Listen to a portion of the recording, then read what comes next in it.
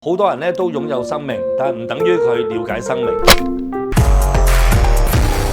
要知道咧，你嘅出生可能係偶然，但係死亡係必然。咁點樣令到我哋從偶然到必然嘅呢一段日子裏面，我哋活得豐盛？咁你必須要去了解生命。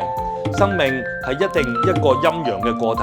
可能佢哋會有好嘅，但係又包含住壞。但係當你唔好嘅時候，又包含住好。我哋人生唔可以只係咧淨係選擇好而選擇差嘅，因為好嘅話就會有差嘅出現。但係當你感覺得唔好嘅話，痛苦嘅時候，其實完美亦都正正咁樣出現，亦都係正正呢個陰陽嘅個體咧，可以令到我哋生命反覆咁樣，不停咁樣去播因有果，有因有果咁樣，由果又變成因，我哋整個生命咧就能夠唔同。不過有啲人成日覺得自己嘅生命係好難，其實你嘅生命並唔難。你嘅生命如果你覺得難嘅話，即係你一定係有一啲嘅經歷啦，只不過你喺經歷裏面你冇成長，或者喺呢個成長裏面你化唔成一種智慧，令到你將來行得更好嘅啫。